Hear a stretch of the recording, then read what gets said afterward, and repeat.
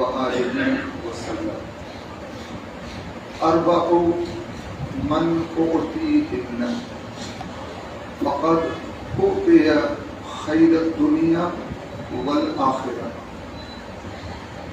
لسانا ذاکرا قلبا شاکرا بدنا صابرا وزوجتا صالحا۔ ایک مرتبہ مل کے اور بلند آواز کے ساتھ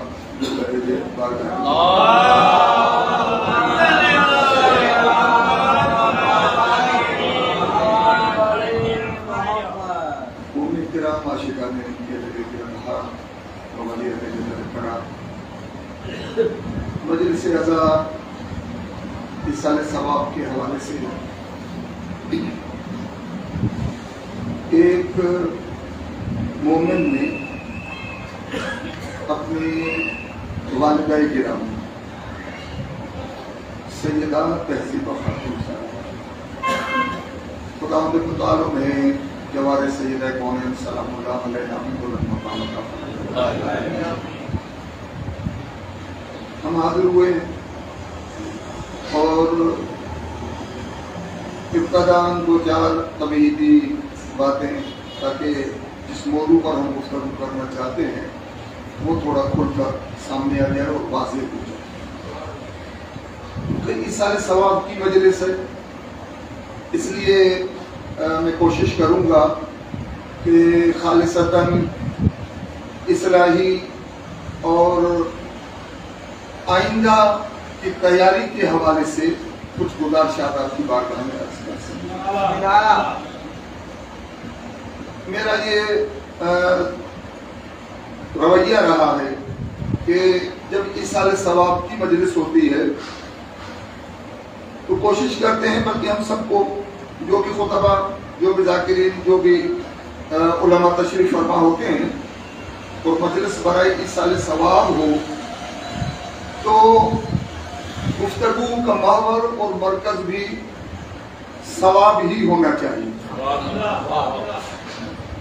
خود اس پر بھی تھوڑی ہلکی پھلکی گفتگو کی ضرورت ہے، چند جملوں کی، کہ ثواب یعنی کیا۔ بعض اوقات زندگی میں ہم بار بار کچھ ایسے الفاظ ہوتے ہیں جو سینکڑوں ہزاروں نہیں بلکہ لاکھوں مرتبہ ہم سن چکے ہوتے ہیں اور اپنی زبان سے دہرا چکے ہوتے ہیں۔ ان معروف اور مشہور عام الفاظ میں سے ایک لفظ ہے ثواب، سا واو الف با۔ یہ کام کرتے ہیں تاکہ ہمیں ثواب مل جائے، راہ کا پتھر ہٹا دو تاکہ آپ کو ثواب ملے، بھوکے کو کھانا کھلائیں تاکہ آپ کو ثواب ملے، پیاسے کو پانی پلائیں تاکہ آپ کو ثواب ملے۔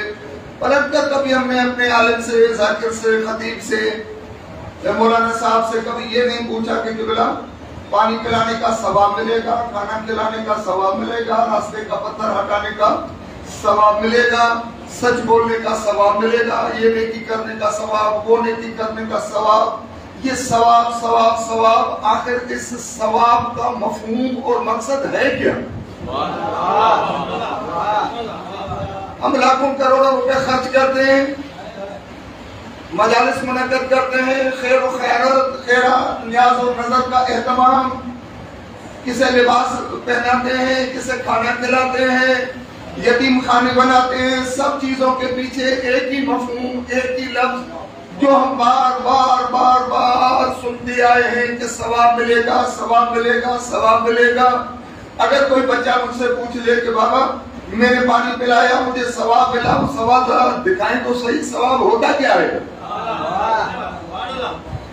یہ جو میں ثواب میں ثواب اکٹھے کرتا جا رہا ہوں، جمع کرتے جا رہا ہوں، یہ ثواب کیا ہوتا ہے، اس کا رنگ کیا ہوتا ہے، اس کی صورت کیا ہوتی ہے، اس کا انداز کیا ہوتا ہے، اور اگر یہ مجھے مل جائے گا تو کیا ہوگا؟ بات تھوڑی سمجھ میں آ رہی ہے؟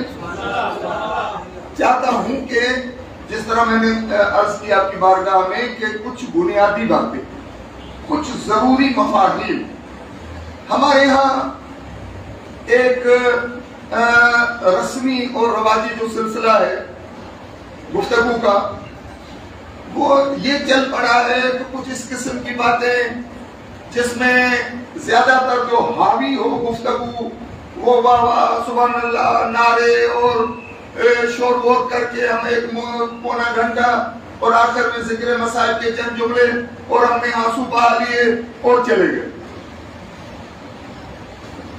مجلس حسین مکتب اہل بیت کی سب سے بڑی درسگاہ ہے، سب سے بڑی درسگاہ کر رہا ہوں۔ حوزہ علمیہ نجف اتنی بڑی درسگاہ نہیں ہے جتنی بڑی درسگاہ عزاداری اور مجلس حسین ہے۔ حوزہ علمیہ کم اتنی بڑی درسگاہ نہیں ہے۔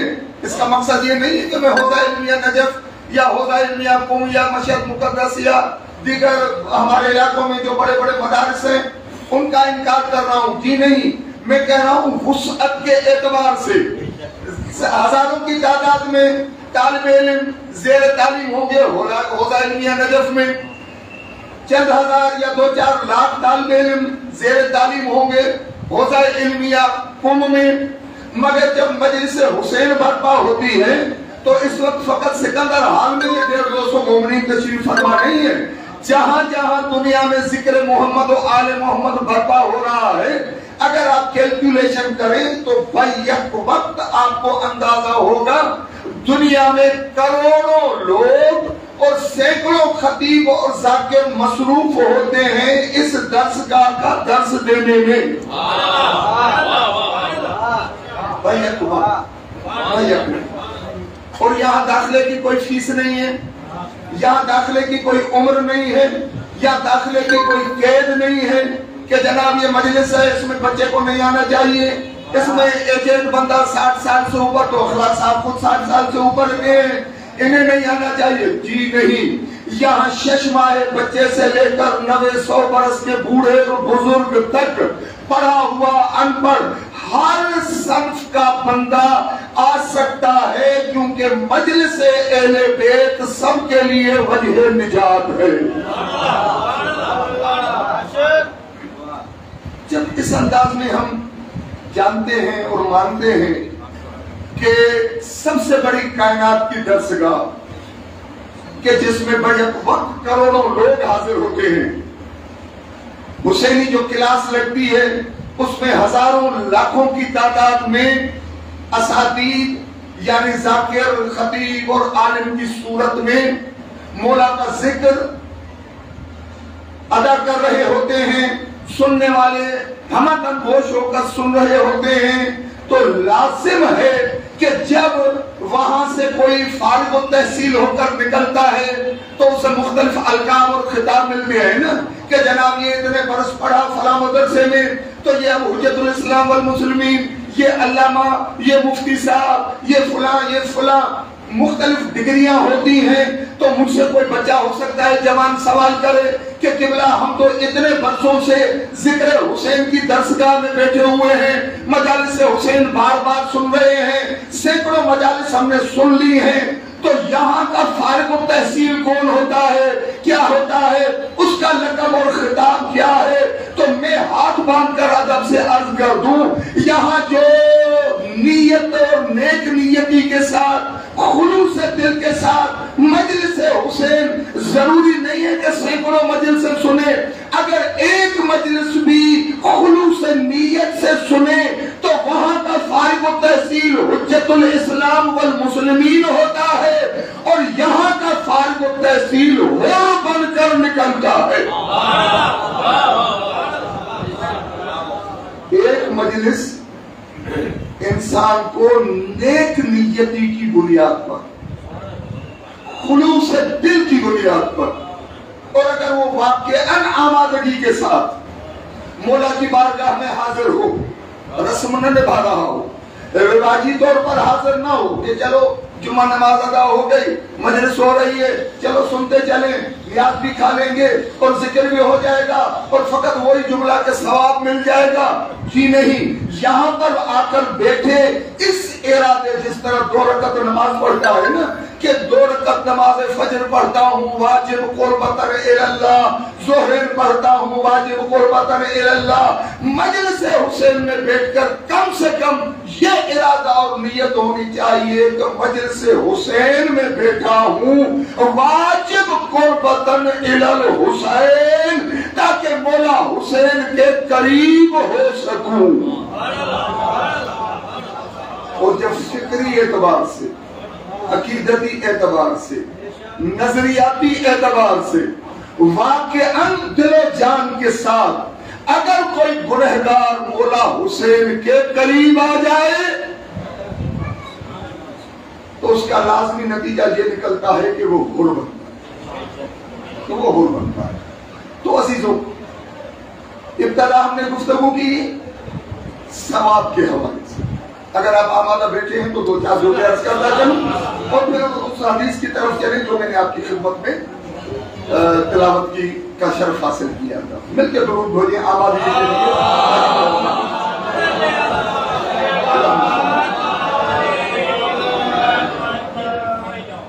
ثواب کماتے ہیں، ہر نیکی نتیجہ ثواب، ہر اچھائی نتیجہ ثواب۔ اشتہار میں بھی لکھا ہوا ہے کہ مجلس برائے ایصال ثواب۔ تھوڑا 2-4 جملے مختلف جگہوں پر دہراتے ہیں، یہ گفتگو ہو سکتا ہے یہاں بھی میں نے کبھی اس موضوع پر تھوڑی بات 2-4 جملے عرض کیے ہیں مومنین کی بارگاہ، کیے نہیں کیے یہ مجھے یاد نہیں ہے، بہرحال پھر دہرا دیتا ہوں تاکہ سبق ریپیٹ ہو جائے، یاد ہو جائے۔ ثواب ثواب ثواب ثواب۔ اور اکثر ہمارے یہاں یہ ہوتا ہے کہ جناب یہ ثواب، میں مجلس میں بیٹھا 1-1 گھنٹہ میں نے خطاب سنا، عزاداری کی اور چلنے لگا، کیا ملا؟ ثواب۔ کہاں ہے ثواب؟ کہ جو میں جا رہا ہوں تو اٹھا کر لے جاؤں اپنے ساتھ؟ تو جواب یہ آتا ہے کہ جناب یہ تو آپ کو ملے گا عالم آخرت میں، مرنے کے بعد۔ تو پھر بندہ اس پر اور زیادہ پریشان ہوتا ہے اور اسی سے دہریے فائدہ اٹھاتے ہیں، بے دین فائدہ اٹھاتے ہیں، کمیونسٹ ذہن فائدہ اٹھاتے ہیں کہ آپ کا سارا جو عمل ہے، سارا جو کردار ہے، سارا جو کام ہے، تمام جو نیکیاں ہیں وہ ادھار ہے، آپ کو نقد تو کچھ ملنے والا نہیں۔ آپ نے 50-50 60-60 برس نمازیں پڑھی، کیا ملا؟ اجر وہاں ملے گا۔ بھوکوں کو کھانا کھلایا، کیا ملا؟ اجر وہاں ملے گا۔ یعنی اجر حاصل کرنے کے لیے آپ کو زندگی سے ہاتھ دھونا پڑے گا، آپ کو مرنا پڑے گا، آپ کو یہ دنیا چھوڑنی پڑے گی، تب جا کے آپ وہ ثواب جو وہاں آپ کا اکٹھا ہو رہا ہے، جمع ہو رہا ہے، آپ کا بینک بیلنس بڑھتا جا رہا ہے، زندگی بھر نیکیاں کر رہے ہیں، دنیا میں آپ کو کچھ ملنے والا نہیں۔ حالانکہ پیغمبر کی واضح حدیث ہے، الدنیا مزرعۃ الآخرت، آخرت کی کھیتی یہ دنیا ہے۔ مگر یہ بھی آخرت کے حوالے سے کہ آپ بوائی یہاں کریں، فصل یہاں بوئیں اور کاٹیں جا کر آخرت میں۔ تو اس مفہوم کو تھوڑا اور واضح کرنے کے لیے، آسان کرنے کے لیے، تاکہ میں آپ تمام مومنین کی بارگاہ میں اپنی گفتگو سلیس آسان کر کے کوشش یہ کر رہا ہوں کہ آپ کے ذہنوں تک، دلوں تک، دماغوں تک جو میں بیان کرنا چاہتا ہوں بتائید محمد و آل محمد آپ تک وہ پیغام پہنچا سکوں، اور ہم اور آپ مل کے درود بھیجیں گے تاکہ درود کے وسیلے سے یہ بات میں کر سکوں اور ہم سمجھ سکیں۔ بلند آواز سے درود۔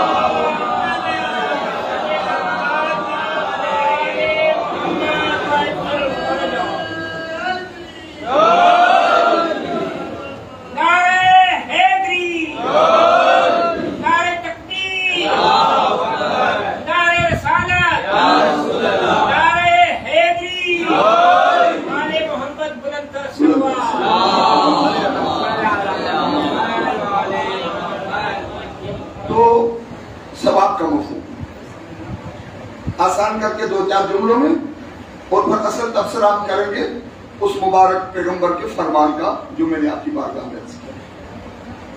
ثواب، اور یہ خود ایک الگ موضوع ہے، گھنٹہ ثواب کی تقریر ہے کہ خود ثواب کو اگر، مگر چونکہ ہم اس پر مسلسل گفتگو نہیں کرنا چاہتے، اس لیے آخری جو اس کا وہ نتیجہ ہے وہ صرف آپ کی بارگاہ میں بغیر کسی تمہید اور بغیر کسی اضافہ جات کے میں آپ کی بارگاہ میں آخری جو نتیجہ اور جو رزلٹ ہے وہ آپ کی بارگاہ میں عرض کرتا ہوں، تاکہ دو لفظوں میں ہم سمجھ جائیں کہ لفظ ثواب ڈکشنری وغیرہ اٹھا کر اگر آپ دیکھیں گے کوئی عربی کی آپ کے لیے اور آسان ہو جائے گا، یا کسی بزرگ سے استفادہ کریں گے آسان ہو جائے گا۔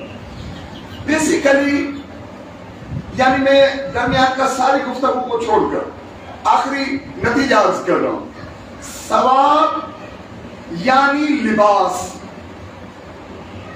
ثواب یعنی لباس، پہناوا، اوڑھنی، کوئی ایسی چیز جس سے ہم خود کو ڈھانپ سکیں۔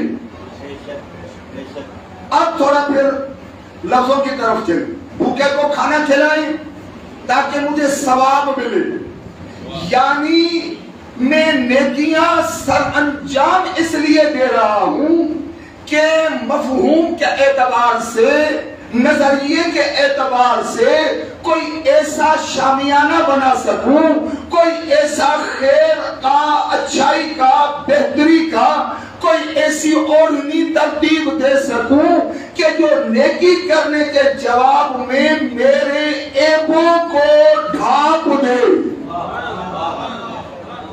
چھپا دے، میری خرابیوں کو، میرے عیبوں کو۔ جس طرح کوئی زخم ہوتا ہے ہم اس کے اوپر سنی پلاس لگا لیتے ہیں، کوئی پٹی باندھ دیتے ہیں، پٹی باندھ دینے کے بعد وہ زخم کیا ہوتا ہے؟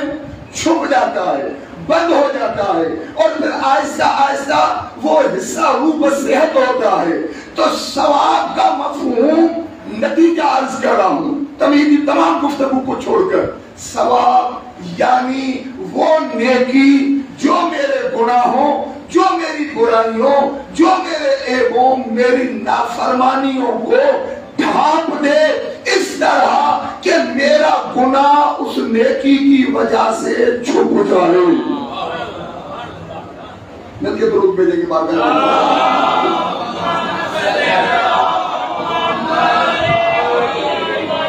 یعنی میری ہر نیکی، میری ہر نیکی، کبھی کبھی ایسا ہوتا ہے نا کہ آستین پھٹ گئی، پھر ہم کیا کرتے ہیں؟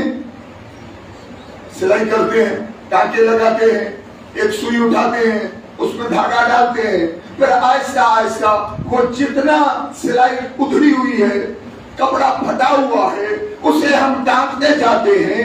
تو اب میرے عیب اس طرح ہو گئے ہیں، میرے گناہ اس طرح ہو گئے ہیں، میری خرابیاں اتنی بڑھ گئی ہیں کہ میرا جسم چھپ نہیں پا رہا، میرا صدر عورتین ظاہر ہو رہا ہے، میرے اندر کا وجود جو ننگا ہو رہا ہے۔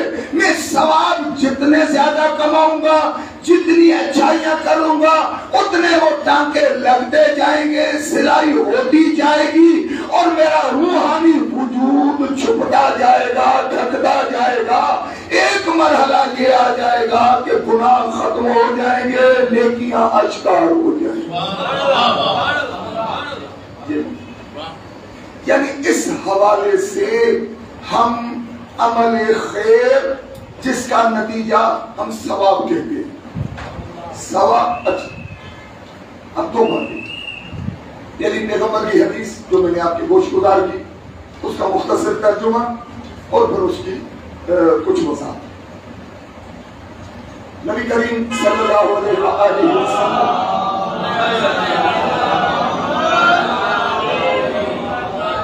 احادیث کی ایک کتاب ہے نوادر الاحادیث، اس میں یہ پیغمبر کا فرمان مولا امام جعفر صادق علیہ السلام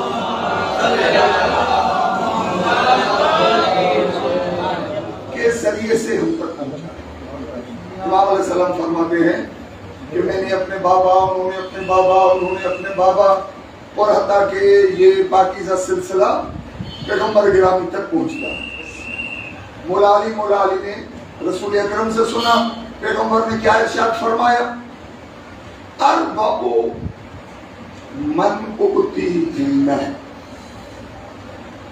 ہمارے ہاں مکتب اہل بیت میں الحمدللہ صاحب مطالعہ مومنین تشریف فرما ہے، اور کتابوں کے ساتھ انشاءاللہ ہماری دوستی ہوگی، ہم مطالعے کی طرف راغب ہوں گے۔ مکتب اہل بیت کی یہ خصوصیت ہے کہ معصومین کے کچھ فرامین جن میں کچھ عددی ترتیب بیان ہوئی ہے وہ علماء نے جمع کی ہے۔ ایک چیز ایسی ہے، دو چیزیں ایسی ہیں، 5 چیزیں ایسی ہیں۔ یہ جو روایت ہے یہ 4 کے عدد پر مشتمل ہے۔ پیغمبر نے یہ ارشاد کیوں فرمایا؟ ترجمہ بعد میں کرتا ہوں۔ قرآن کریم میں ایک آیت کریمہ نازل ہوئی۔ آیت کیوں نازل ہوئی؟ صحابہ کرام نے پیغمبر کی بارگاہ میں ایک گزارش کی، یا رسول اللہ، دنیا کے جھمیلے، دنیا کی مصروفیات، دنیا کے مسائل مشکلات میں ہم گھرے ہوئے ہیں، جس طرح ہم بھی یہ کہتے ہیں آج بھی۔ یہ مسئلہ یہ نہیں کہ 1400 سال بعد کا ہم کہتے ہیں مصروفیت کا زمانہ ہے، کہ نہیں، پیغمبر کے زمانے میں بھی لوگ اتنے مصروف تھے کہ پیغمبر کو کہتے ہیں کہ یا رسول اللہ کوئی ایک چھوٹی سی دعا، مختصر مگر جامع۔ تو پیچھے سے جو مومن آ رہے ہیں وہ تھوڑا تنقید نہیں ہے، اگر آپ تھوڑا آگے تشریف نظر اللہ نیاز وسلم تھوڑا آگے آ جائیں، آگے پیچھے سے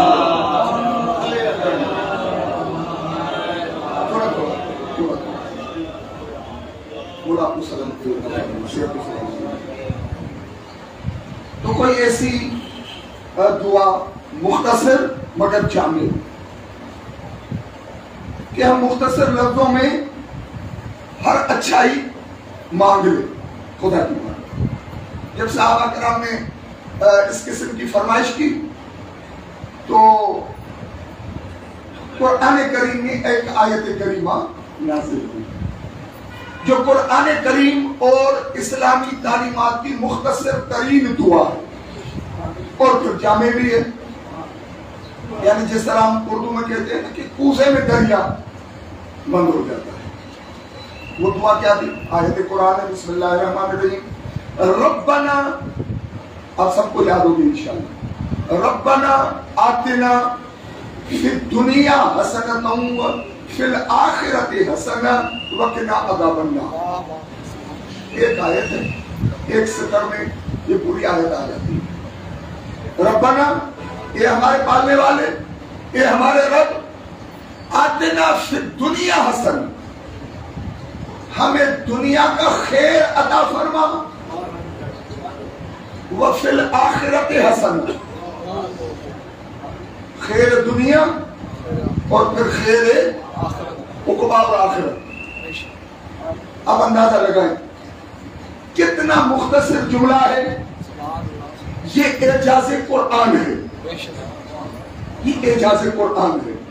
قرآن کریم وہ کتاب جس طرح تمام انبیاء کو معجزات عطا کیے گئے، حضرت موسیٰ کو ید بیضا عصا عطا ہوئی، حضرت عیسیٰ علیہ السلام کو حکمت اور طبابت عطا ہوئی اور وہ کوڑیوں کو چاک کر دیتے ہیں، مادرزاد اندھوں کو بینا کر دیتے ہیں، اس طرح دیگر پیغمبروں کے معجزات۔ پیغمبر کا سب سے بڑا، ہمارے آخری نبی کا معجزات قرآن کریم ہے۔ تمام انبیاء کے معجزات ان کے ساتھ رخصت ہو گئے۔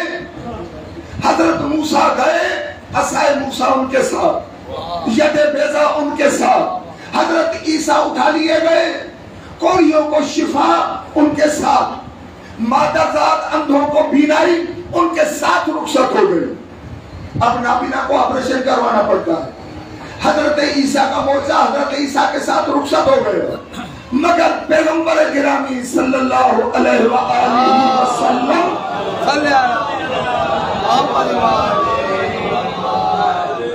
پیغمبر کا معجزہ قیامت تک باقی برقرار ہے، کیونکہ اللہ نے وعدہ فرمایا اِنَّا نَحْنُ نَزَّلْنَا الذِّكْرَ وَإِنَّا لَهُ لَحَافِظُونَ، ہم نے اس ذکر کو نازل فرمایا اور ہم ہی اس کے محافظ ہیں۔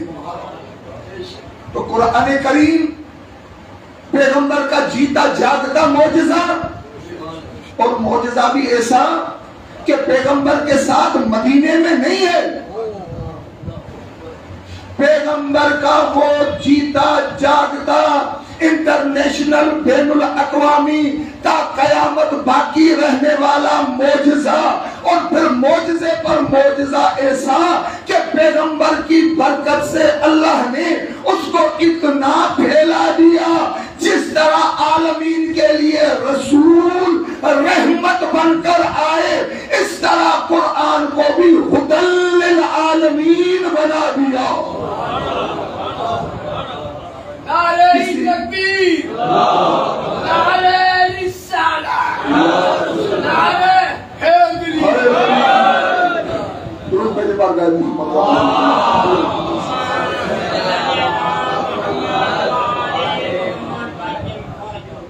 اور ایسا معجزہ کہ جو ہر گھر میں موجود ہے، ہر مدرسے میں موجود ہے، ہر مسجد میں موجود ہے، ایک نہیں درجنوں کی تعداد میں، سینکڑوں کی تعداد میں مساجد بھری ہوئی ہیں، مدارس چھلک رہے ہیں، ہر گھر میں نسخہ قرآن کریم موجود، ہر مسلمان مومن کی دکان پر موجود، ہر کچہری میں موجود، ہر جگہ موجود۔ مسئلہ صرف یہ ہے کہ قرآن ہمارے سامنے ہے، ہماری زندگی قرآن کے ساتھ اور سامنے شاید نہیں ہے، تاکہ ہم فیض قرآنی حاصل کر سکیں۔ ہم تو قرآن کو کھولنے کی بجائے اور زیادہ پردے پہناتے جا رہے ہیں، قرآن کو اور زیادہ مکفل اور مقید کرتے ہوئے جا رہے ہیں، ایک کپڑا کپڑے پہ کپڑا، کپڑے پہ کپڑا، کپڑے پہ کپڑا، اور اتنی سینکڑوں ہم نے پردوں میں قرآن کو بند کر دیا کہ اگر کوئی جلدی میں آفس جا رہا ہے، تلاوت بھی کرنی ہے، اب سوچے کہ کھولنے بیٹھوں گا تو 10 منٹ تو مجھے قرآن کو کھولتے ہوئے لگ جائیں گے، اس لیے ٹھیک ہے دور سے ہاتھ دے کر چوم کر اور ایک اگربتی میٹرو ملن کی جلا کر اور ایک پھولوں کی مالا پہنا کر میں قرآن سے دعا لے کر چلا جاتا ہوں گا کہ یہ قرآن پڑھنے کا میرے پاس شاید وقت ہوتا ہے۔ پیغمبر نے قرآن کے معجزے کو دنیا کے کونے کونے تک پہنچایا،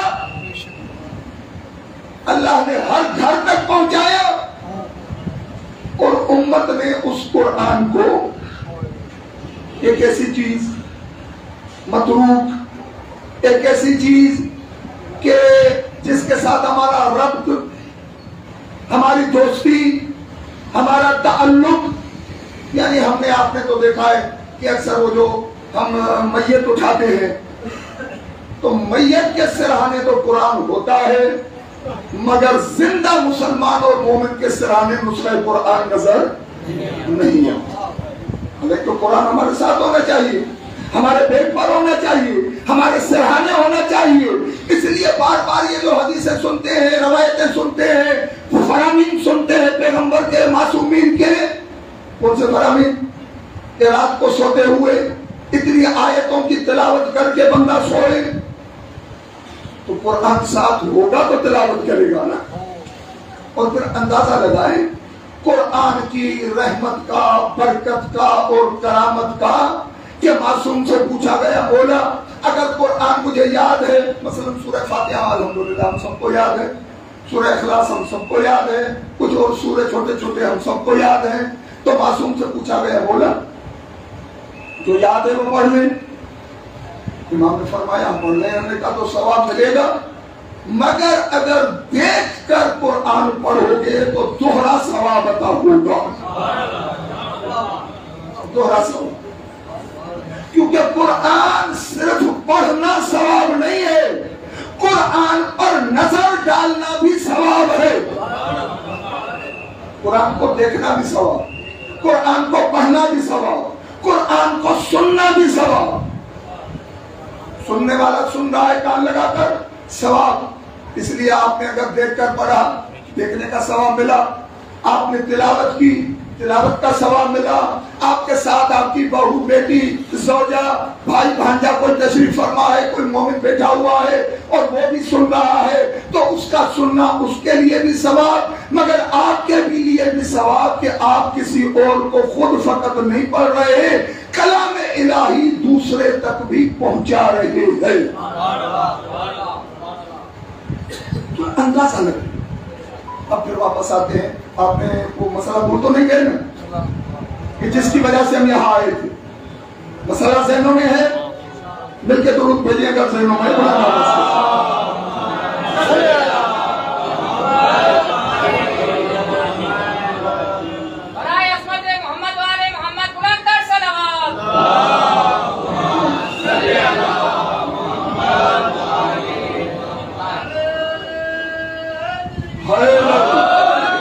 یا رسول اللہ کوئی ایسی دعا مختصر بھی ہو جامع بھی ہو،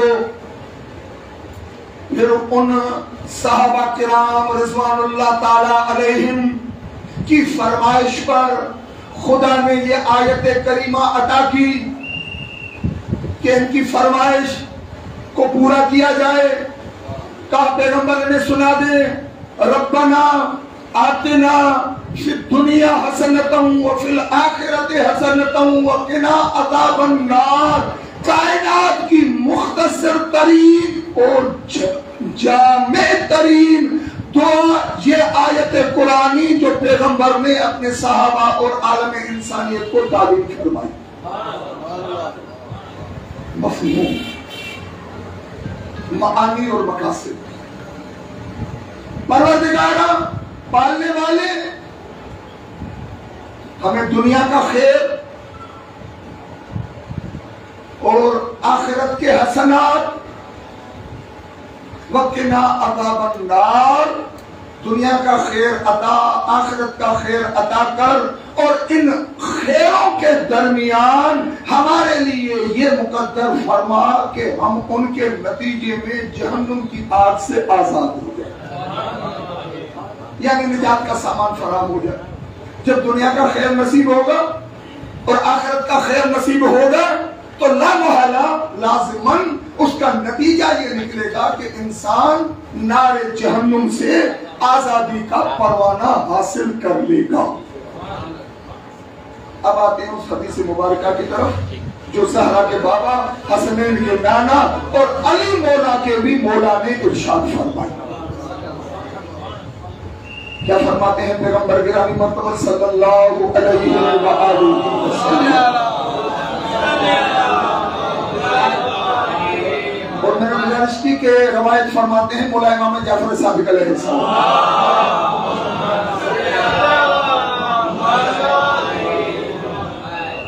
ربنا آتنا، مفہوم ہے نا ذہن میں، اور میں نے گزارش کی تھی کہ یہ آیت تقریباً ہم سب کو یاد ہے۔ ہم اکثر دعائے قنوت میں اکثر مومنین یہی دعا تلاوت فرماتے ہیں۔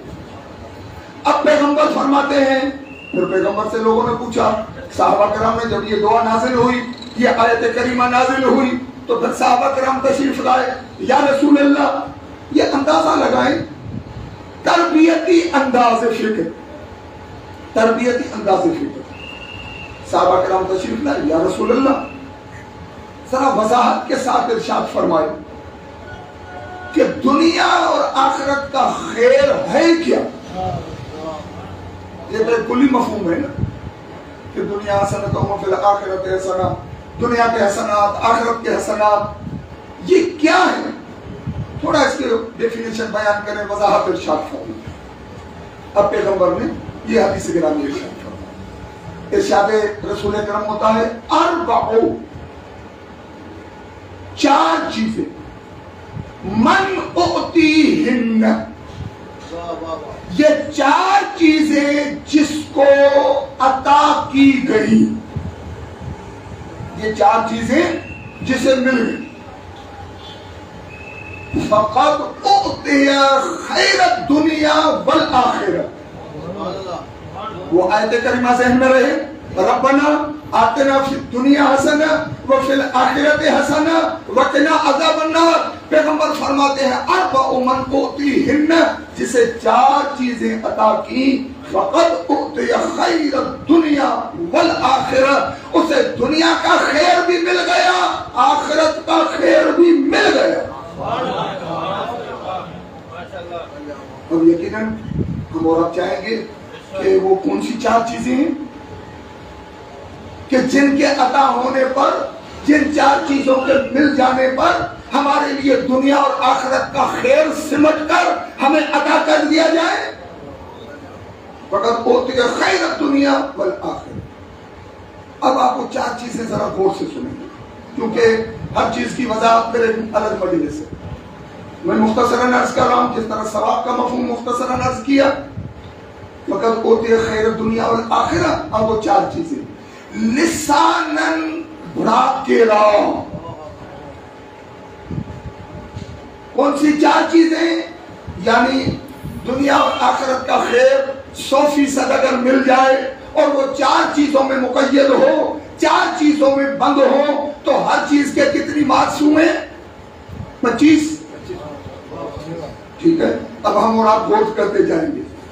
اپنے پیپر زندگی کا خود چیک کریں، ممتحن بھی آپ ہیں، اپنا پیپر آپ چیک کریں، میں بیان کرتا جاؤں، ہم اور آپ بجائے اس کے کہ میں ساتھ والے پر انگلی اٹھاؤں وہ میری طرف رہنمائی کرے۔ بہت اچھا ہوگا اگر ہم اپنے قاضی خود بن جائیں۔ میں اس موقع پر اکثر کہتا ہوں، حضرت شاہ عبداللطیف بھٹائی رحمت اللہ تعالی علیہ نے اسی مفہوم کی طرف اشارہ فرمایا تھا، وہ سندھی میں لازمی بیت سندھی کا ہے تو عرض کروں گا اور اکثر مومنین سمجھ رہے ہیں، مفتی منج وہار تکتہ کانیارو نتھے، اپنے اندر میں ایک مفتی کو بٹھائی،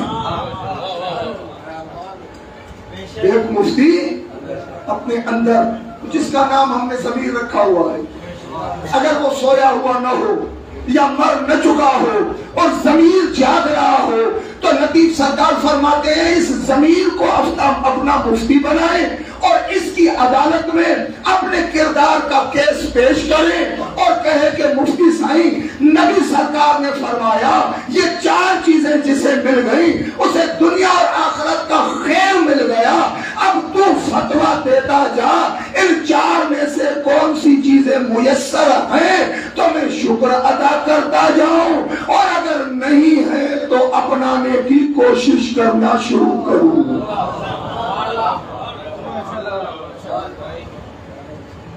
بات آسان ہے، مشکل تو نہیں لگ رہی؟ آسان ہے، اور میں کوشش کروں گا خدا محمد و آل محمد اور امیر المومنین کی مشکل کی کشائی کے صدقے میں ہمیں اور آسان بنانے کی توفیق عطا فرمائے۔ مل کے درود بھیجیں بار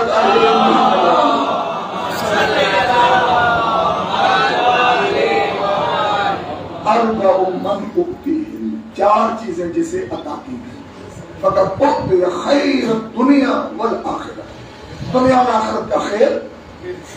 نمبر 1 لسانن ذاکرہ، ذکر کرنے والی زبان، ذکر کرنے والی زبان۔ میں نے جس طرح آج کیا نا، ایک ایک چیز خود ایک الگ مجلس ہے، کم سے کم 1-8 گھنٹے کی گفتگو ہونی چاہیے کہ لسان ذاکر، ذکر کرنے والی زبان۔ یہ نہیں میں نے تسبیحات میں اٹھائی، نماز فجر کے بعد سبحان اللہ سبحان اللہ سبحان اللہ سبحان اللہ سبحان اللہ سبحان اللہ تسبیح میں نے پڑھی، الحمدللہ، ذکر ہو گئے۔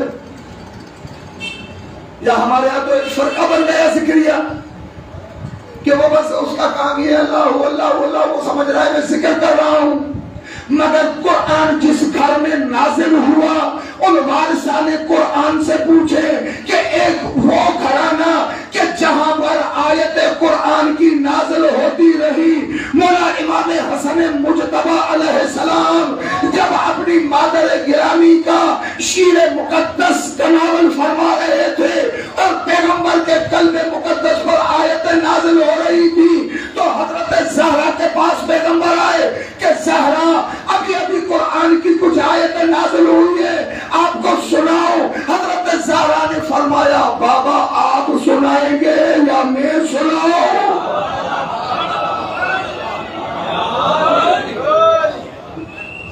سنائیں گے یا میں سنا دوں؟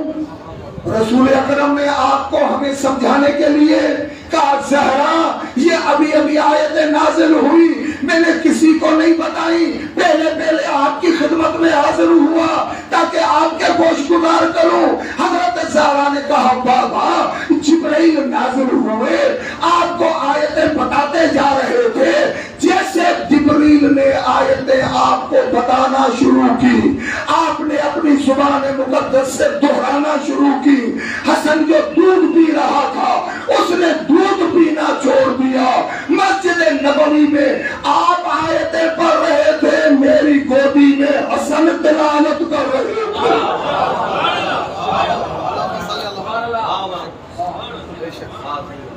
پتہ ہے رسول نے کیا فرمایا؟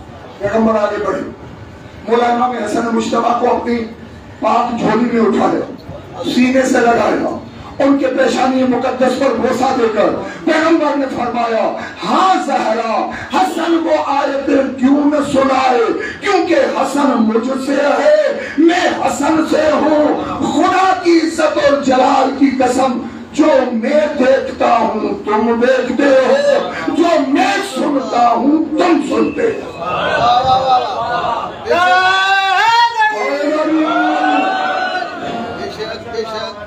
تو اندازہ لگا یہ رویہ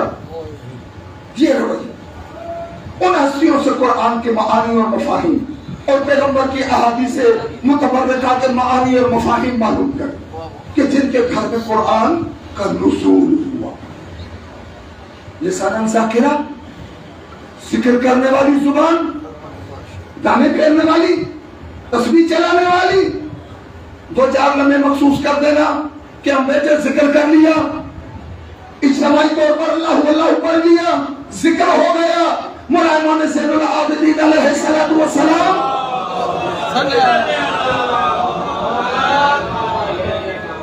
امام سے معلوم کیا گیا وہ ذاکرین کون ہیں؟ وہ عمومی مفہوم مت لیجئے گا اصطلاحی کہ جو ہم کہتے ہیں ذاکر اہل بیت، ذکر اہل بیت، یعنی انہوں نے تو اپنی زندگی کا وتیرہ بنا لیا ہے ذکر اہل بیت۔ عمومی طور پر مفہوم کیا ہے ذکر کا؟ لسان ذاکر کس کو دی گئی ہے؟ امام نے فرمایا تذکر کا، ذکر کا مفہوم یہ نہیں ہے کہ فقط زبانی لقلقہ ہو، زبانی جمع خرچ ہو ذکر کا، پھر کیا ہے ذکر کا مفہوم؟ امام علیہ السلام نے فرمایا زبان ذکر خدا میں محو اور مصروف ہو، مگر اصل قلبی اور وجود کا ذکر یہ ہے کہ جب بھی کوئی کام کرو خدا کا ذکر اور فرمان تمہیں یاد ہونا چاہیے کہ یہ عمل سر انجام دوں، خدا نے منع تو نہیں کیا، یہ کام کروں یا نہ کروں خدا کے حکم کی انحرافی تو نہیں ہوگی، اپنا ہر عمل حکم خدا کے تابع بنا دینا۔ مولا نے فرمایا فہی ذکر، اصل ذکر یہ ہے۔ تجارت کر رہا ہوں، تجارت کے حوالے سے حکم خدا کیا ہے؟ کوئی سامان بیچ رہا ہوں، حکم خدا حکم رسول کیا ہے؟ کوئی چیز دیکھ رہا ہوں، حکم خدا اور حکم رسول کیا ہے کہ دیکھوں یا نہ دیکھوں؟ کوئی آواز سن رہا ہوں، حکم خدا اور رسول کیا ہے؟ یہ آواز سننا میرے لیے جائز ہے کہ نہیں ہے؟ اس راہ پر چل رہا ہوں، اس طرف جا رہا ہوں، یہاں جانا حکم خدا کیا ہے، حکم رسول کیا ہے، حکم مولا کیا ہے، میرے لیے جائز ہے ناجائز ہے، روا ہے ناروا ہے؟ مفہوم سمجھ میں آیا ہمیں؟ لسانن ذاکرہ، ذکر کرنے والی زبان،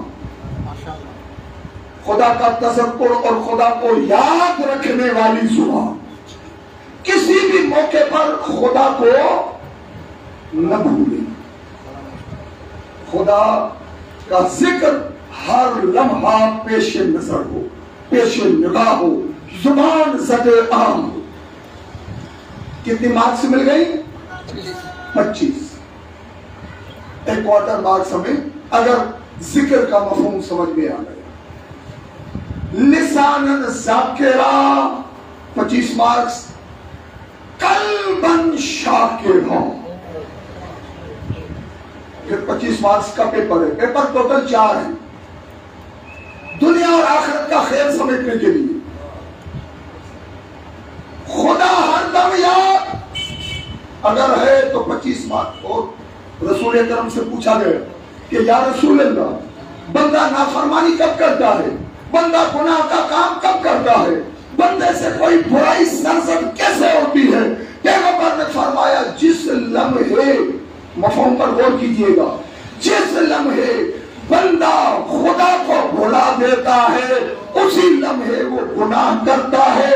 حتیٰ کہ فرمایا گیا یہ جو خدا نے فرمایا ہے کہ کائنات کی ہر چیز میری تسبیح کرتی ہے، شکاری کے گولی تیر یا حملے کا پیغمبر نے فرمایا کوئی پرندہ بھی تب تک اس کا شکار نہیں ہوتا مگر تیر تب لگتا ہے جب پرندہ ذکر کرنا چھوڑتا ہے. پرندے کو بھی گولی تب لگتی ہے، تیر شکاری کا تب لگتا ہے. شکاری کا کتا اس وقت دبوچ لیتا ہے جب وہ ذکر خدا کو چھوڑ دیتا ہے. خدا ہر دم یاد، قلبن شاکرہ. تھک تو نہیں گیا؟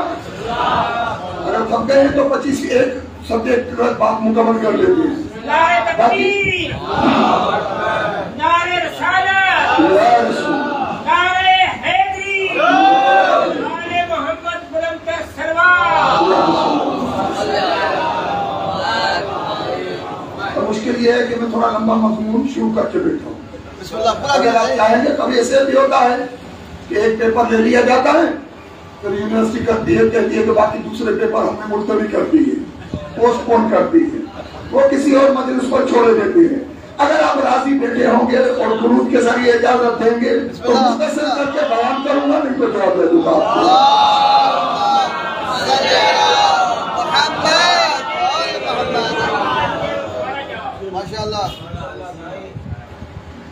نوازش آپ کی محبتوں کی مہربانی. لسان ذاکرہ سمجھ میں آ گئی. دوسرا پیپر ہے قلبن شاکرہ، شکر گزار قلب. بندہ ناشکرا نہ ہو، ہر حال میں اپنے رب کا شکر ادا، ہر حال. مولا امام علی رضا علیہ السلام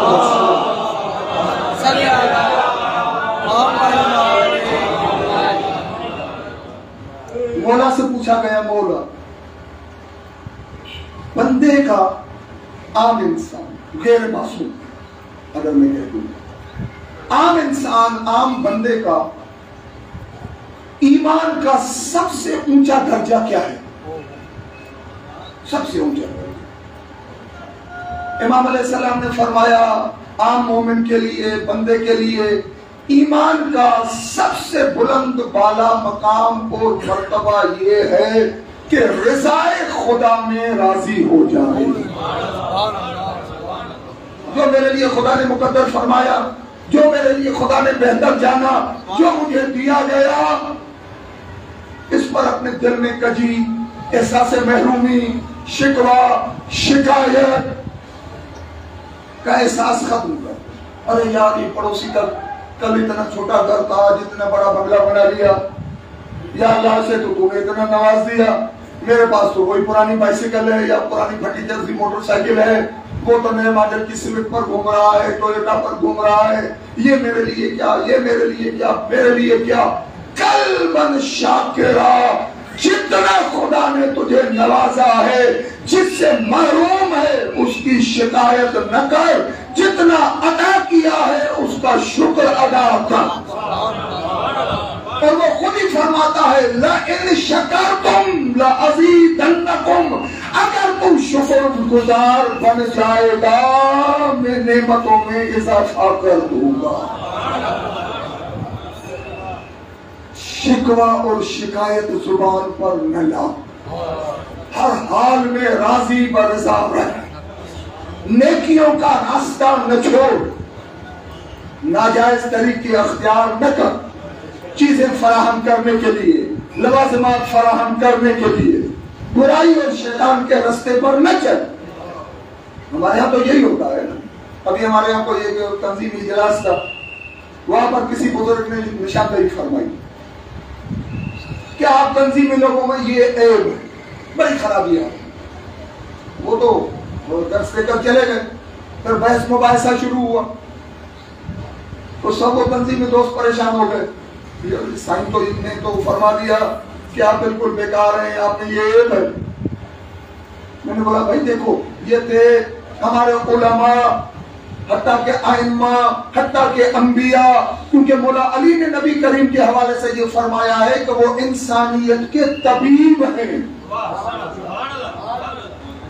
انسانیت کے طبیب ہیں۔ اور شہید مرتضیٰ مطہری نے بھی یہی ارشاد فرمایا کہ جب ان سے پوچھا گیا کہ خطیب، میں مذہب اہل بیت کی بات کر رہا ہوں، دوسروں کی بات نہیں کر رہا، مذہب اہل بیت، مکتب آل محمد، عزاداری سید مظلوم، فرش عزائے حسینی، خطیب اور سامعین کا آپس میں رشتہ کیا ہے؟ مثلا مختلف رشتے ہوتے ہیں نا۔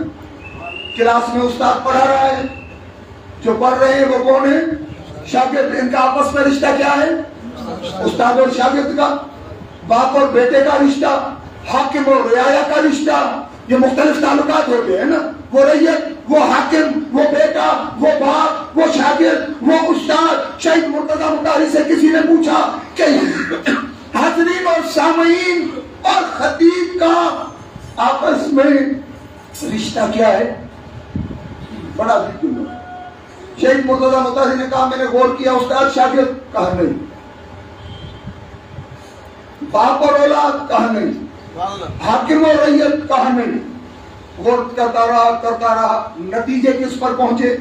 فرمایا میں اس نتیجے پر پہنچا کہ خطیب اور سامعین، ذاکر اور حاضرین، مولا کے مدح خوان اور سننے والے مومنین، ان کا جو آپس میں رشتہ ہے وہ طبیب اور مریض کا ہے۔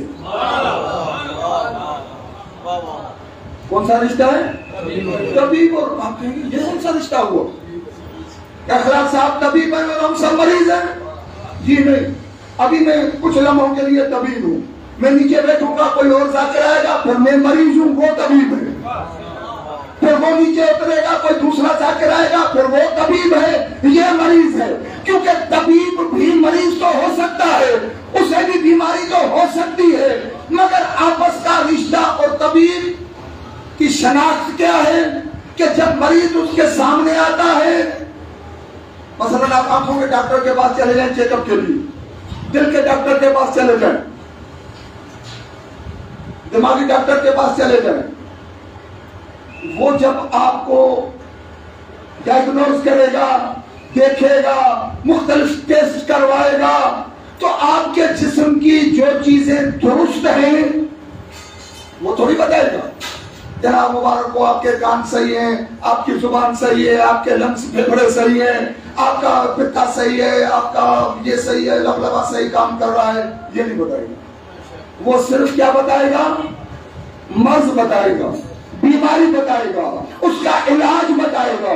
تو شہید مرتضیٰ اور پھر خوش کرنے کی کوشش نہیں کرے گا، مریض سے یہ نہیں پوچھے گا ڈاکٹر کہ جناب آپ سنیں کون سا سیرپ پینا پسند کریں گے، کون سا کیپسول کھانا پسند کریں گے، آپ کے لیے کون سا خمیرہ لکھوں، کون سا شربت آپ کو بتاؤں۔ وہ مریض سے یہ نہیں پوچھتا، وہ دیکھتا ہے اس کی ضرورت کیا ہے۔ اگر آپریشن ہے تو کہے گا آپریشن ہوگی، اگر انجیکشن ہے تو کہے گا انجیکشن لگے گی، اگر کوئی کڑوا سیرپ ہے تو کہے گا یہ پینا پڑے گا، یعنی جو ضرورت ہے وہ بتائے گا۔ اگر برسرے ممبر بیٹھ کر آپ کو خوش کرنے کی کوشش کریں، سمجھے ابھی طبیب نہیں ہے، طبیب تب بنے گا جب میری بیماری کو شناخت کرے گا، اس کا علاج بتائے گا۔ اور یاد رکھیے، اگر مریض ڈاکٹر سے ناراض ہوگا تو سمجھے یہ اپنی شفا سے ناراض ہے، سمجھے شفا سے ناراض ہے۔ اگر ہدایت کرنے والے کی ہدایت پر ناراض ہوگا تو سمجھے اس لیے اس نے اپنے لیے ہدایت کا دروازہ بند کر دیا. اسے تو ناراضگی ہو رہی ہے. قلباً شاکرا 25% کا یہ پیپر ہے دوسرا 25 مارکس کا کہ شکر گزار وجود اور دل سے نصیب ہو. شکر پروردگار ادا کریں. اور چھوٹا سا نسخہ اگر آپ راضی بیٹھے ہوں تو پیغمبر نے ارشاد فرمایا کہ شکر گزار کیسے بنو گے. درود بھیجیں گے بارگاہ میں.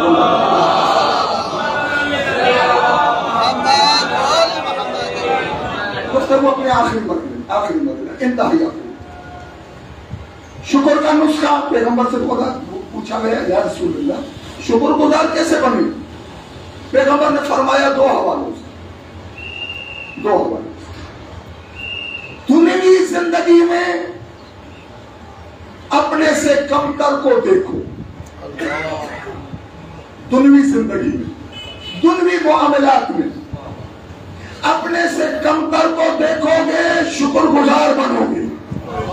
اپنے سے برتر کو دیکھو گے ناشکرے بن جاؤ گے. دین کے معاملے میں اپنے سے برتر کو دیکھو تو جب اسے کاپی کرو گے تو اور بہتر بنو گے. اگر اپنے سے گرے ہوئے بدتر کو دیکھو گے اور بدتر بن جاؤ گے. جناب الحمدللہ میں 2 وقت نماز پڑھتا ہوں. 2 وقت کیوں 5 وقت فرض ہے واجب ہے نہیں. وہ فلاں جو ہے وہ میرا دوست جو ہے وہ تو 1 وقت پڑھتا ہے صرف. اب اس نے کیا کیا اپنے سے کمتر کو دیکھا یہ 2 پر راضی ہو گئے.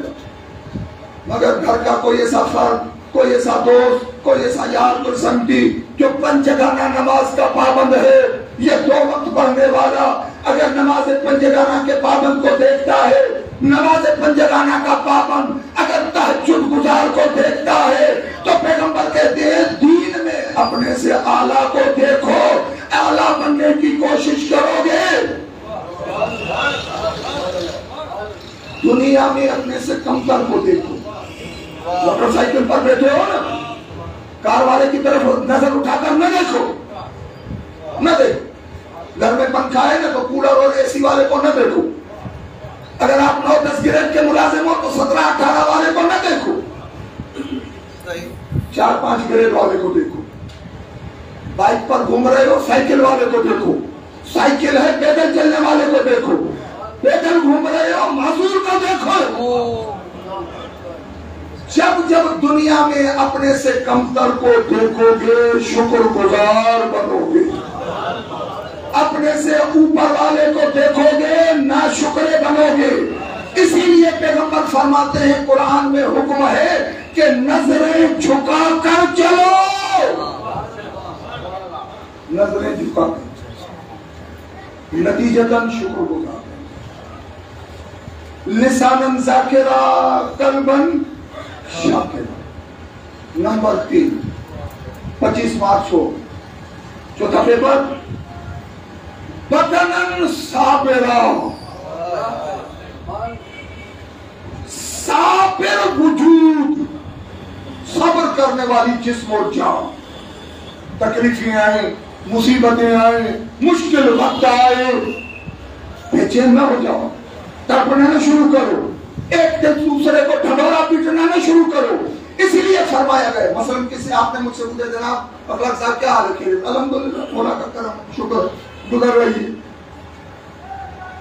اب میں نے کوئی مومن مل گیا برادر منور میرے پرانے دوست مل گئے. کیا حال ہے یار کیا بتاؤں شکر ہو گئی ہے. بلڈ پریشر ساتھ نہیں چھوڑ رہا. فلاں مسئلہ ہو رہا ہے. آئی سائٹ اور ویک ہو گئی ہے. گھٹنوں کے درد میں ستایا ہوا ہے.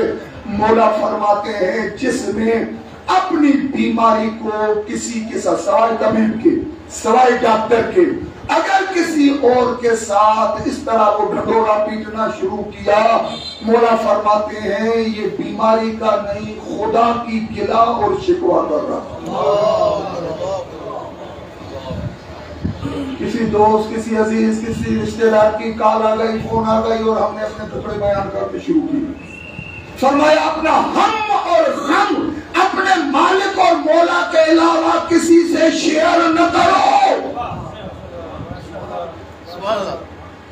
علاج کرو، طبیب کے پاس جاؤ، حکیم کے پاس جاؤ، ڈاکٹر کے پاس جاؤ، دعائیں مانگو، اوراد اور وظائف پر عمل کرو، ڈھنڈورا نہ پیٹو۔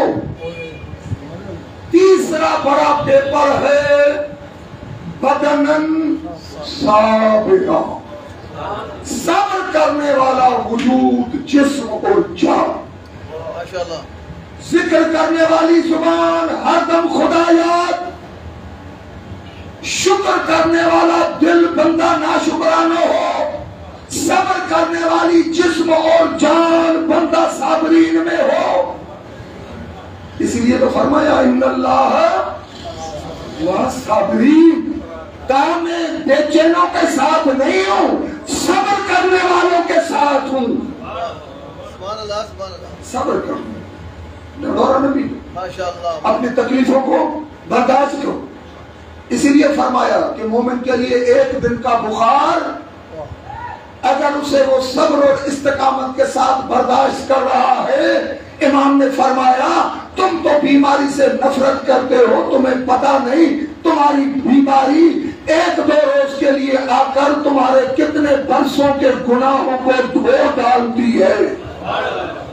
پھر امام کسی نے کہا بولا یہ بخار آتا ہے برسوں کے گناہ لے کر جاتا ہے، امام نے فرمایا فقط بخار نہیں، کسی مومن کی جوتی بھی نہیں ٹوٹتی اس کے عوض خدا اس کے گناہ معاف کرتا۔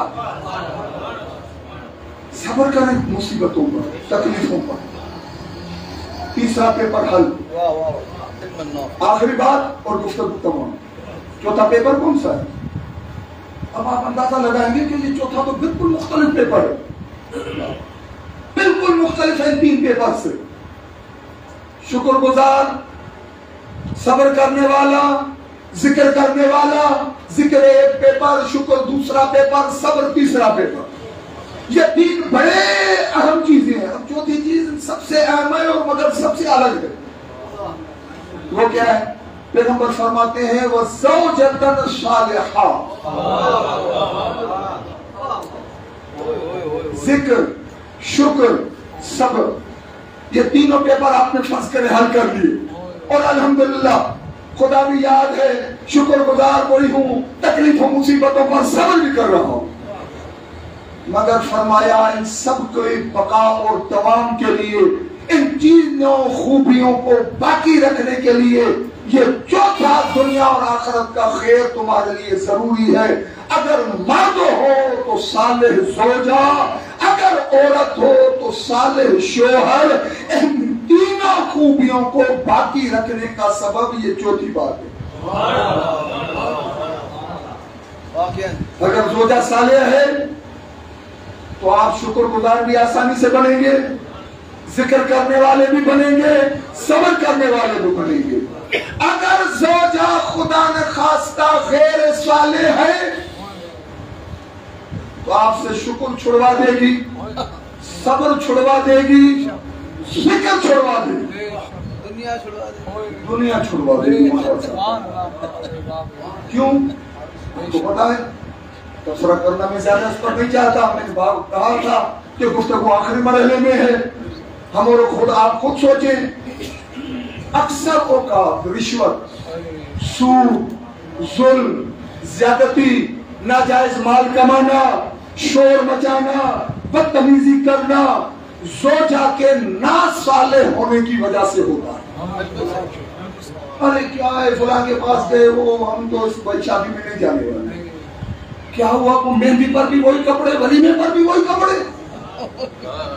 خوش وقت ہمارا آمدنی کا ذریعہ مختصر ہے، چھوٹی سی ریڑھی لگاتے ہیں، چھوٹا سا کام کرتے ہیں، اتنا ہے نہیں، ٹھیک ہے کہ چلو مہندی پر جانا بھی ضروری نہیں ہے، فقط ولیمے پر چلو، واہ واہ واہ میری بہن، اس کا شوہر تو اتنا بڑا وہ افسر ہے، اس کا تو اتنا ہے، تمہاری وہ سالی دیکھو کیسے کپڑے پہن کر جا رہی ہے، وہ میری بہن کو کیسے کپڑے ہیں، وہ تمہاری بہنیں کیسے کپڑے پہن کر جا رہی ہیں، میرے لیے ایک ہی جوڑا فراہم کیا، اتنا اسے پریشان کرے گی کہ یہ کل آفس میں جائے گا کہ کہیں سے رشوت کے 2-4 ہزار ہاتھ لگ جائے، کہیں کسی غریب کو ستا لوں، کسی یتیم کا ہدیہ لوں، کسی بیوہ کا مال مار لوں تاکہ اس کی ناجائز فرمائشیں پوری کروں۔ इतनी जून जुलाई की गर्मियां हम पंखे में पड़े हुए हैं, कल तो वाह वाह जैसे जन्नत में चले गए, तू तो फकत जन्नत की आसरे दे रहा है, वहां तो गए वाह वाह सुभान अल्लाह, घर में 1.5 टन का एसी चल रहा था, बड़ा खुशगवार कमरा था, खा पी रहे थे, मौज मस्तियों में बैठे हुए थे, यहाँ पर आए हैं पसीना सूखने का नाम नहीं रहा, तुम्हें क्या हो गया है? आखिर उसका भी तो बेचारा शोहर है, वो तो पता नहीं कैसे अपने बीवी बच्चों को खुश रखे हुए है, तू हमें जन्नत के दिलासे दिए जा रहा है और ये कह रहा है कि हजरत ज़हरा हजरत ज़हरा तो वो खुद फटे पुराने पहनती थी, उनके कपड़ों पर तो पैबंद लगे होते थे, इस दौर में हम उनकी पैरवी क्या करें? इंतहाई जिल्लत का मकाम है कि अगर फैशन के नाम पर हमारे जवान को कोई फटी हुई जीन्स पहना दे अल्लाह तो पहनने के लिए तैयार हो जाता है, नई जीन्स खरीदता है, घुटनों से फटी हुई है, पिंडलियों से फटी हुई है, उसके धागे लटक रहे हैं, क्या हुआ ये 5000 की जीन्स लेकर आ गए? कहा बाबा आपके दौर की चीज नहीं है, ये हमारे लिए पसंदीदा है क्योंकि नए दौर का तकाजा है, अगर पैगंबर की सुन्नत में कपड़े को पैबंद भी लगाना पड़े, इस ईद पर पुराने कपड़े पहनने पड़ जाए तो बहू बेटी बच्चा पहनने के लिए तैयार नहीं है, यानी सुन्नत अपनाने के लिए तैयार नहीं है, फैशन करने के लिए मरा जा रहा। बस मैंने अपनी गुफ्तगू खत्म की और जिस तरह हम कहते हैं है हमारी दस्तगाह करबला करबला, आप भी गौर कीजिएगा, मैंने भी किया, नतीजे इसी पर पहुंचेंगे। जिक्र करने वाली जुबान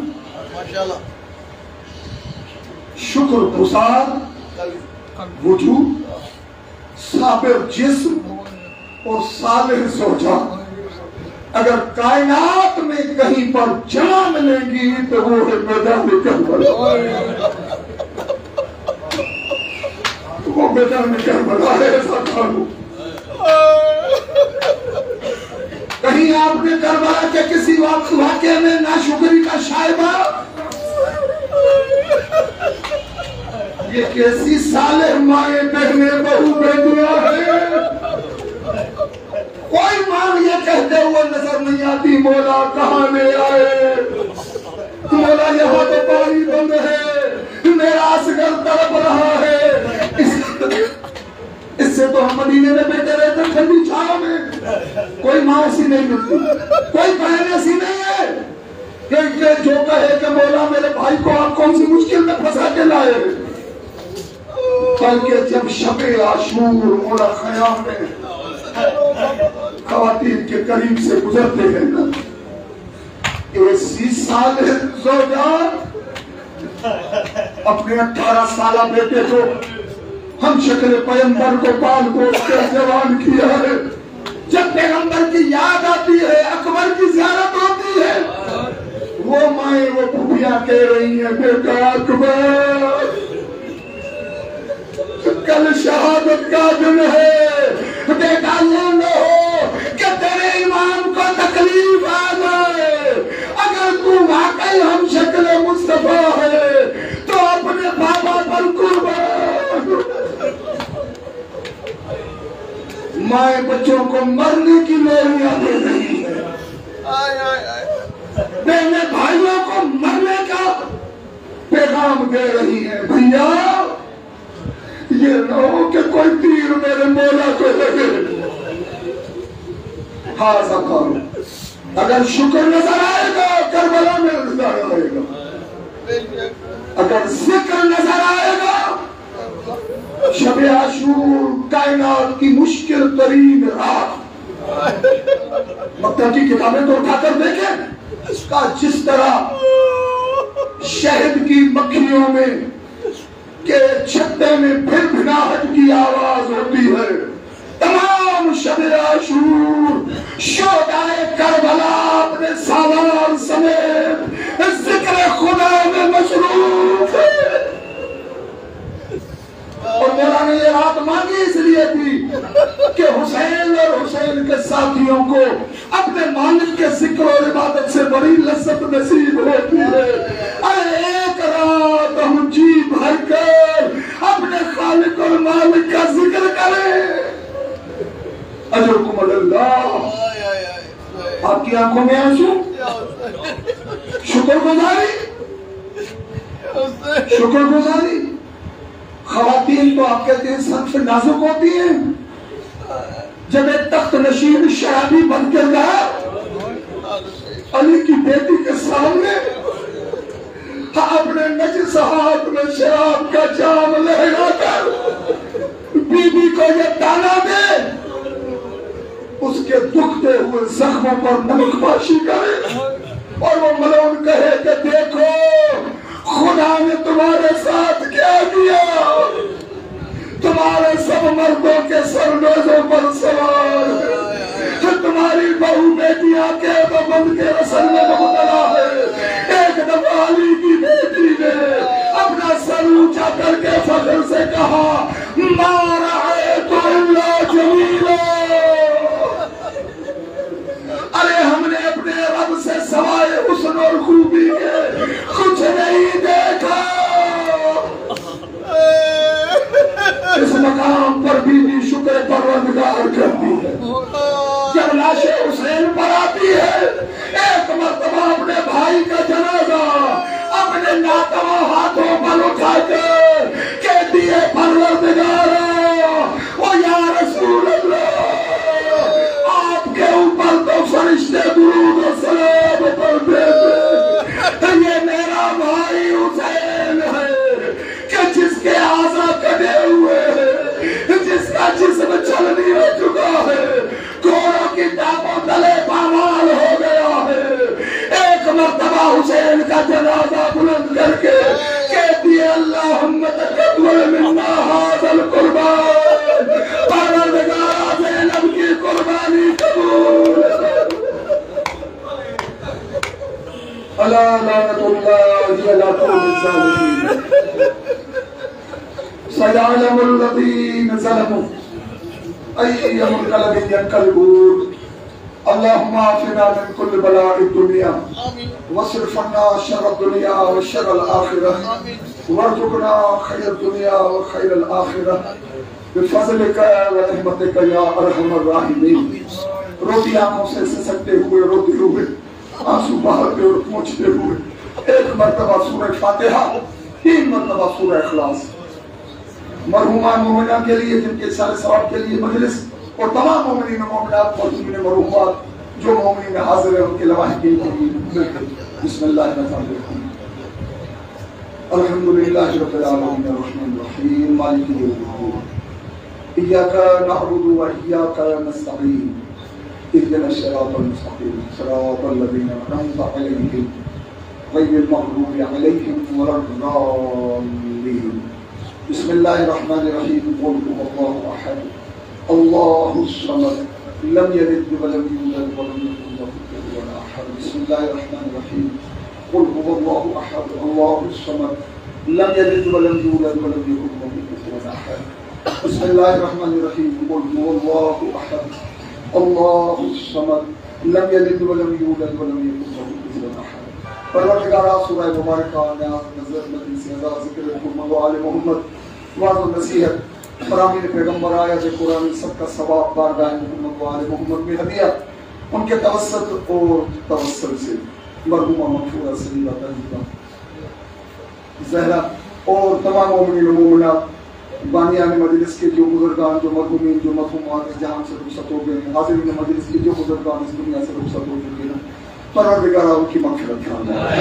جوار معصومین میں بلند مرتبہ عطا فرما. شفاعت محمد و آل محمد نصیب فرما. پروردگارا ہماری یہاں حاضری, ہمارا پڑھنا, ہمارا سننا, ہمارا بیٹھنا اپنی بارگاہ میں شرف قبولیت عطا فرما. پروردگارا بالخصوص مادر حسین کی بارگاہ میں شرف قبولیت عطا فرما. پروردگارا جو مومنین مریض ہیں انہیں شفا کاملہ صحت عاجلہ جو بے روزگار ہیں ان کے لیے رزق وسیع حلال طیب بعافیت کا انتظام کیا. جنہیں رزق و روزی کا ذریعہ عطا فرمایا ہے اس میں خیر اور برکت عطا فرمایا. کریم مالک بے اولادوں کی جھولیاں آباد فرمایا. جنہیں اولاد کی نعمت سے سرفراز فرمایا ہے انہیں اپنے بچوں کی, اپنی بیٹیوں کی, اپنے بیٹوں کی تعلیمات محمد و آل محمد اور راہ کربلا پر تربیت کی توفیق عطا فرما۔ پروردگارا بحق محمد و آل محمد ہمارے مومنین مومنات مرحومین و مرحومات کی مغفرت فرما، مقامات مقدسات اور خدمات عالیات کا تحفظ فرما، وطن عزیز پاکستان پر اپنا رحم و کرم فرما، ظالموں کے ظلم اور شیاطین کے شر سے محفوظ فرما، علماء حقہ کا سایہ ہمارے سروں پر قائم فرما، مراجین عظام کی حیاتی اور زندگی دراز فرما، مجاہدین اسلام کو سر بلند فرما، مدافعین حرم کو سر بلندی عطا فرما۔ پروردگارا بحق محمد و آل محمد ہمارے آقا، ہمارے مولا، ہمارے سید، ہمارے سردار یوسف الزہرا امام زمان کے ظہور میں تاکید فرما، مولا ہماری آنکھوں کو مولا کے دیدار کا سرما نصیب فرما۔ پروردگارا بحق محمد و آل محمد مرحومین جن کے نام ہم پہلے بھی پکار چکے ہیں، ایک مرتبہ پھر مرحومہ سیدہ تہذیبہ خاتون بنت مرحوم سید علی جان رضوی، مرحوم سید افتخار حسین جعفری ابن مرحوم سید ذوالفقار حسین جعفری، مرحوم رمضان علی ولد مرحوم علی حسن توقع، حافظ سید انوار حسین جعفری مرحوم ابن سید ذوالفقار حسین جعفری مرحوم، اور تمام مومنین و مومنات کی مغفرت فرما، درجات بلند فرما۔ پروردگارا ہمیں ذلت کی زندگی سے محفوظ فرما، مولا کے قدموں میں عزت و وقار کا سکھ نصیب فرما۔ پروردگارا تیرے محبوب نے، حبیب نے، وارث اسلام نے جو یہ 4 عظیم المرتبت اصول ارشاد فرمائے ہیں، ہمیں شکر، ہمیں صبر، ہمیں ذکر اور ہماری زوجات کو صالح بننے کی توفیق دے۔ ربنا تقبل منا انك انت السميع العليم، ربنا اغفر لي ولوالدي وللمؤمنين يوم يقوم الحساب۔ تمام دعاؤں کی قبولیت کے لیے بحکم معصومین ایک مرتبہ بلند آواز سے درود بارگاہ